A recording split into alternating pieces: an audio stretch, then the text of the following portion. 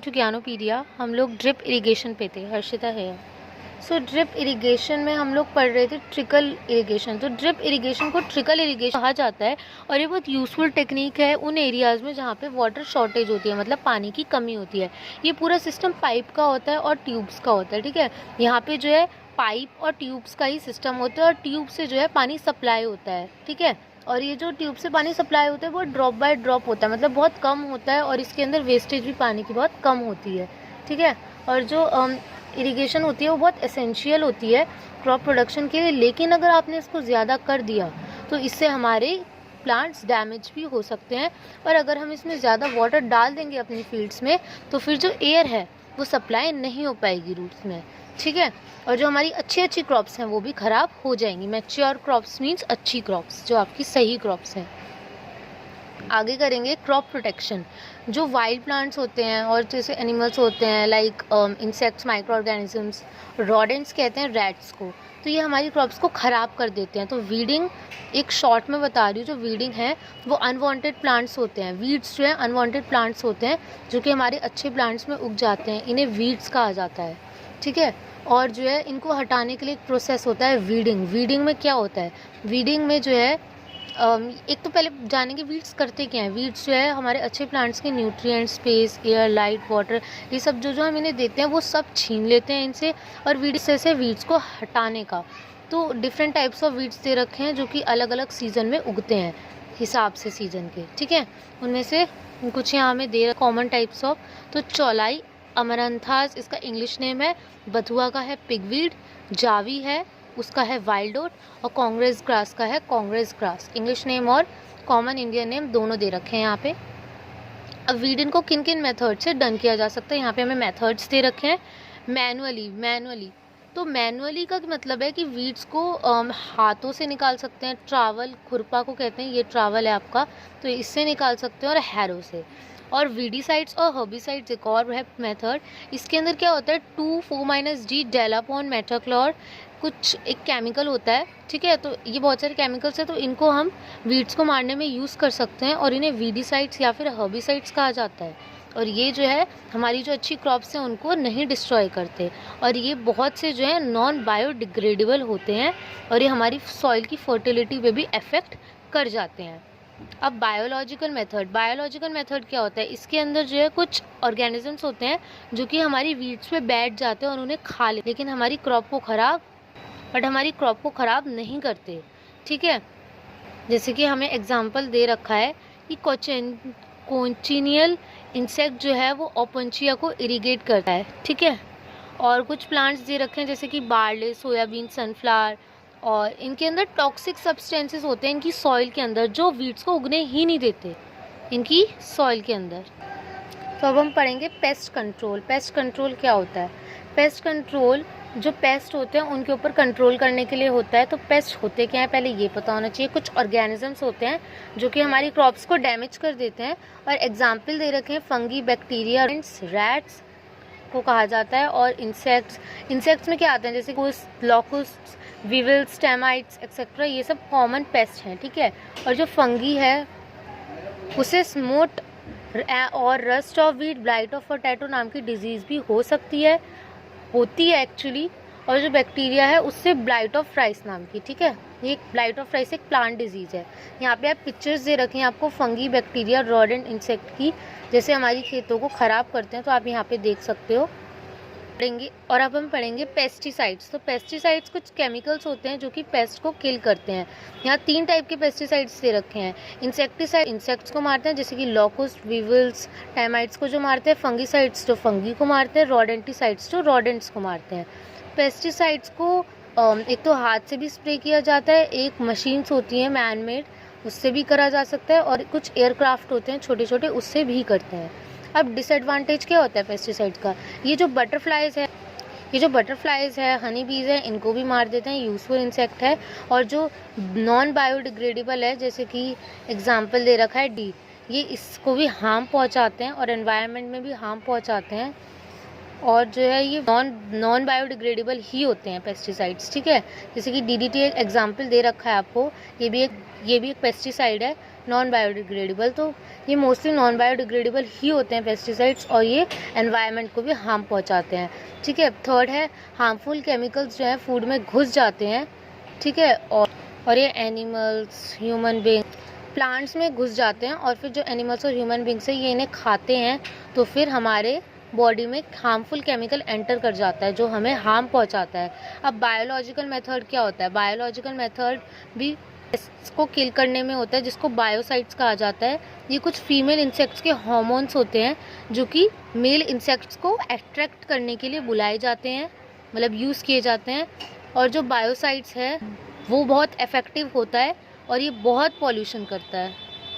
I am sorry, ये बहुत pollution नहीं करता है, ज़्यादा पॉल्यूशन नहीं करता। आगे है नेक्स्ट पॉइंट, बर्ड्स जो है वो डर जाते हैं। स्कैरक्रो देख रहे हो, ये क्यों लगाते हैं? जिससे बर्ड्स डरे और खेतों में खाने के लिए ना आए। ठीक है, तो यही बताया गया है सेकंड पॉइंट में। और तो अब आते हैं थर्ड पे। थर्ड पॉइंट यहाँ हमें दे रखा है, some organisms which eat pest but not crops can be cause to get rid of pest. जो कुछ ऑर्गेनिजम्स हैं वो पेस्ट को नहीं खाते बट हमारी क्रॉप्स को खा लेते हैं। तो ये जो है एक बायोलॉजिकल मेथड है यहाँ पे। एक्चुअली ये पेस्ट को खा लेते हैं और क्रॉप्स को नहीं खाते। ठीक है, तो ये एक बायोलॉजिकल मेथड है। थर्ड पॉइंट गलत हो गया था, ये पेस्ट को खा लेते हैं और क्रॉप्स को नहीं खाते। ये थोड़ा कंफ्यूजिंग है, तो इसको याद रखना पड़ेगा हमें। नेक्स्ट पेज पे आते हैं हार्वेस्टिंग। हार्वेस्टिंग सीधी सी बात है, कटाई को कहा जाता है। ठीक है, जो अच्छी क्रॉप्स की गैदरिंग, वो कटिंग होती है, गैदरिंग होती है फील्ड्स में, तो इसको हार्वेस्टिंग कहते हैं। और स्मॉलर फार्म्स होते हैं, वहाँ पे ग्रेन्स को हार्वेस्ट किया जाता है सिकल को यूज़ करके। और जो बड़े बड़े फार्म्स होते हैं वहाँ पे मशीन को यूज़ करके हार्वेस्टिंग होती है। फ्रूट्स और वेजिटेबल्स को मैनुअली हार्वेस्ट किया। थ्रेशिंग क्या होती है? थ्रेशिंग जो बेकार का वो नहीं होता हमारे जैसे प्लांट्स में बेकार का, जैसे आप देख रहे हो ये घास ऐसे, इसके अंदर जो बेकार का होता है वो ये एक साइड कर देते। वो अब मशीन्स भी आ गई हैं और लोग हाथों से भी करते हैं, है ना। तो जो खाने का पार्ट है वो अलग कर देना, और जो फालतू का पार्ट है वो अलग कर देना, कंबाइन कर देना एक्चुअली। तो ये होती है आपकी थ्रेशिंग, जिसके अंदर इन दोनों को अलग अलग किया जाता है। ठीक है, और फिर इसको दोनों चीज़ों से अलग अलग किया जा सकता है, हार्वेस्टिंग से भी और थ्रेशिंग से भी।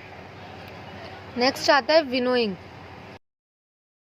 कंट्रोल रहता है इससे, जो हमारी, मैंने आपको बताया कि ये जो फार्मर्स छोड़ देते हैं, वो बर्न कर देते हैं, तो इससे वीड्स पे कंट्रोल रहता है, वीड्स नहीं उगती हमारे उसमें। लेकिन फार्मर्स को ये बात पता नहीं है, तो इसलिए वो लोग जला देते हैं, और उन्हें कोई बताने वाला भी नहीं है, क्योंकि आप लोगों को इतना तो पता ही है कि वहाँ पे ज़्यादा पढ़े लिखे लोग नहीं होते, तो इसलिए वो लोग जला देते हैं, जिसकी वजह से पॉल्यूशन बहुत होता है, और उनका फ़ायदा हो रहा होता है तो हो नहीं पाता।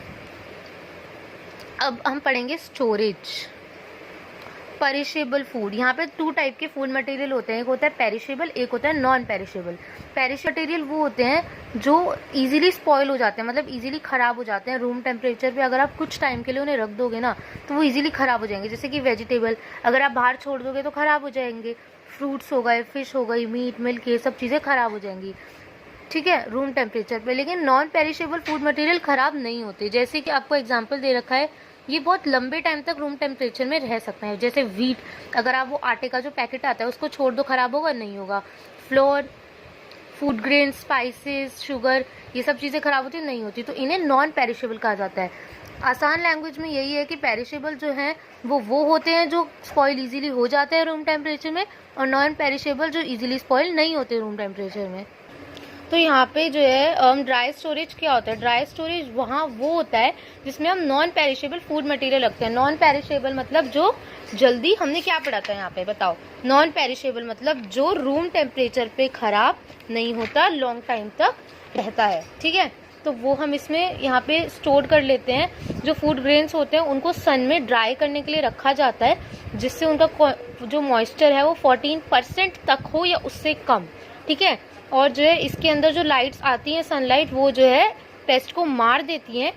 और जो फूड ग्रेन्स होते हैं इन्हें वेट किया जाता है और फिर गनी बैग्स में ट्रांसफ़र कर दिया जाता है, और फिर इनको गोडाउन्स में या फिर ग्रैनरीज में भेज दिया जाता है। जो गनी बैग्स होते हैं ये 60 से 7, इनको जो है, जो मतलब हमारे गनी बैग्स हैं, इनको वॉल से 60 से 7 सेंटीमीटर दूर रखा जाता है, और वुड से इनको 10 से 15 सेंटीमीटर दूर रखा जाता है।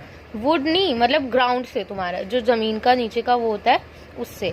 ठीक है, और जो है गोडाउन में पेस्ट से का स्प्रे किया जाता है, जिससे पेस्टिसाइड स्प्रे किया जाता है टाइम, जिससे पेस्ट ना आए।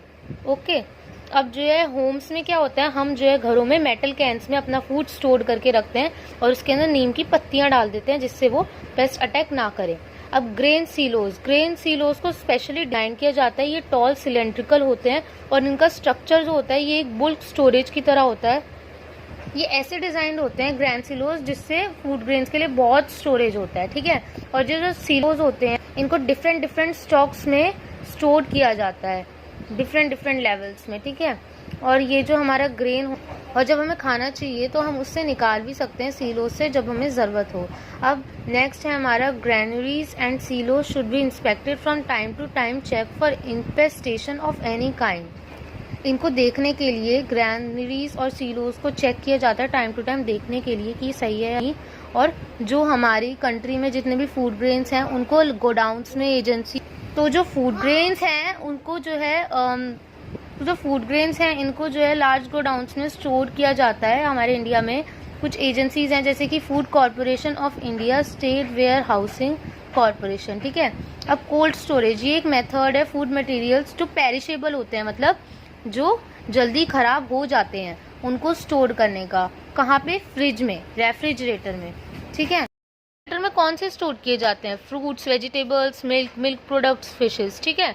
और ये जो है कोमेरिकल स्केल के उससे जो है जो पेरिशेबल फूड होता है, जो जल्दी खराब होने वाला होता है, उसकी वजह से इन्हें डीप फ्रीजर में, कोल्ड स्टोरेज में हमें रखना पड़ता है। और एक चीज़ और है कि अगर जैसे आप बोलोगे कि ये चीज़ें तो चलो ख़राब हो जाती हैं, लेकिन जो जैम है और ये चीज़ें तो बाहर रख दो जितनी मर्जी, ये तो ख़राब नहीं हो रही, ऐसा क्यों?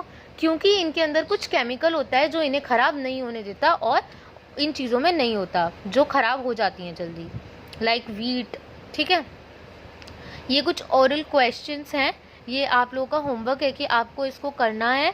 अब आप वो चाहे समझ के करो या पढ़ के करो, लेकिन ये होमवर्क है और इनको करने के बाद लर्न भी करना है। सो दैट ग्रेन्स को सेपरेट करने का एक शार्प करके कुछ होता है इनके हाथ में, ठीक है। ये लोग क्या करते हैं, इससे ग्रेन्स जो होते हैं उनको सेपरेट करते हैं। और जो है ये एक विनोइंग फ़ैन होता है, मतलब एक फ़ैन होता है इनका, ये क्या करते हैं, वो फ़ैन चला देते हैं, उसके बाद ये जो इनका ग्रेन्स है इनको हवा में उड़ाते हैं, मतलब ऐसे उड़ाते हैं। उसके बाद फिर जो लाइट है वो उड़ जाता है, लेकिन जो हैवी है, जो जिसमें है खाने का, तो वो जो है नीचे आ जाता है, गिर जाता है नीचे, ठीक है। और जो लाइट है वो उड़ जाता है, फालतू का उड़ जाता है। तो ये एक विनोइंग, एक मेथड, एक प्रोसेस होता है। और क्या होता है, जो फार्मर्स होते हैं वो, जैसे हमारी हार्वेस्टिंग के बाद कुछ बच नहीं जाते फालतू के, मैंने यहाँ पे आपको क्या बताया कि जो यहाँ पे एडिबल पार्ट है वो अलग किया जाता है और जो खाने का है वो अलग किया जाता है, मतलब अच्छा और बेकार है ना, ये दो अलग किए जाते हैं। जो आपके खाने का है वो अलग और जो बेकार का है, फालतू का है, वो अलग किया जाता है। तो जो फालतू का होता है फार्मर्स क्या करते हैं, उनको जला देते हैं, बट ऐसा नहीं करना चाहिए, उनको ना सॉइल में ही छोड़ देना चाहिए, उससे सॉइल इरोजन नहीं होता और फर्टिलिटी बढ़ती है, सॉइल की वाटर होल्डिंग कैपेसिटी भी बढ़ती है, तो उनको छोड़ देना चाहिए और इससे वीड्स भी